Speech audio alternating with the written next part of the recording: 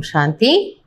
அவ்யக்த சமிகை 13 ஜூன் 2026. பாபா இன்னைக்கு என்ன சொல்றாருன்னா, बाप दादा सभी बच्चों के चलन और चेहरे में, बोल व कर्म में सरलता और मधुरता देखने चाहते हैं. பாப் தாதா அனைத்து குழந்தைகளின் முகம் மற்றும் நடத்தையில், பேச்சு அல்லது செயல்களில் சரளத்தன்மை மற்றும் இனிமையை பார்க்க விரும்புகிறார். ஏன்னா இது ரெண்டும் ஒன்னோட ஒன்று இணைந்தே இருக்கும். நான் எவ்வளோ ஈஸியாக இருக்கிறேன்னா அந்தளவுக்கு ஆத்மா உள்ளுக்குள்ளே குஷியாக இருக்குது, சுகமாக இருக்குது. அதனால் வெளியில் எல்லாவற்றிலும் இனிமைத்தன்மை வெளிப்படுது.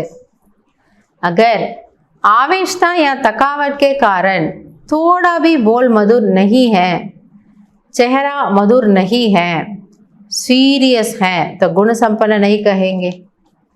ஒருவேளை எங்கேனாலாவது நான் கொஞ்சம் உடல் அளவில் ஒரு களைப்பு, ஒரு சோர்வின் காரணமாக இப்போ நம்ம கொஞ்சம் சீரியஸ் ஆகிடுறோம், நம்ம ஏற்கனவே சோர்வாக இருக்கிறோம், அந்த நேரத்தில் யாராவது ஏதாவது கேட்டால் நம்ம என்ன பண்ணிடுவோம், அப்படி கொஞ்சம் முகத்தை சீரியஸாக வச்சு ஏதாவது பேசிடுறோம், கொஞ்சம் கசப்பான வார்த்தைகள் வந்துடுது.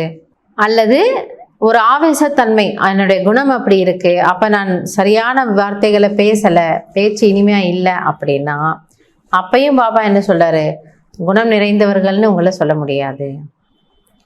कैसे भी सर्कमस्टेंस हो, लेकिन मेरा जो गुण है वो मेरा गुण इमेज होना चाहिए ना.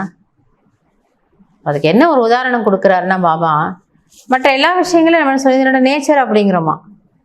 அதாவது ஒன்று ஸ்வபாவிக், ஒன்று ஸ்வபாவமாக ஆயிடுச்சுன்னா நீங்கள் டயர்டாக இருந்தாலும் சரி, ஆக்டிவாக இருந்தாலும் சரி, அந்த ஸ்வபாவம் தானாகவே வெளிப்படும். நான் டயர்டாக அது ஒரு காரணம், கரெக்டு தான். டயர்டாக இருந்ததுனால நான் இப்படி பேசிட்டேங்கிறது காரணம். பட் பாபா என்ன கேட்க வராரு, இந்த இனிமைத்தன்மைங்கிறது உங்களோட ஸ்வபாவமாக இருந்தால் அது எல்லா நேரத்துலேயும் தானே வெளிப்படும். சுச்சுவேஷனை பொறுத்து ஒரு நேரம் நான் ஸ்வீட்டாக இருப்பேன், டயர்டாக இருந்தால் நான் கடுவாவாக இருப்பேன்னு ஆகாது இல்லையா. அப்படின்னா அது இன்னும் உங்களோட ஸ்வபாவம் ஆகலைன்னு அர்த்தம். ஸ்வபாவம்னா இயற்கையாக அமைஞ்சிடணும். சில பேர் நம்மளை ப்ராக்டிக்கல் பார்க்குறோம் இல்லையா, என்னதான் சூழ்நிலை இருந்தாலும் சரி ப்ராக்டிக்கலாக அவங்க சரளமாக இருப்பாங்க, அப்படி பண்ண மாட்டாங்க. புரியுது இல்லையா? அந்த மாதிரி जैसे बाप दादा वैसे हूबहू वही गुण, वही कर्तव्य, वही बोल, वही संकल्प अनुभव हो. ஸோ அப்போ இது இன்னொரு ஹையஸ்ட் டார்கெட் பாபா சொல்கிறாரு. பாபா எப்படியோ அதை போல் என் பேச்சு, என்னுடைய காரியங்கள், என்னுடைய பார்வை, என்னுடைய சங்கல்பம் எல்லாம் இருக்கணுமா. சபிக்கே முக்ஸே நிக்கலே ஏதோ வகி லக்தே ஹே.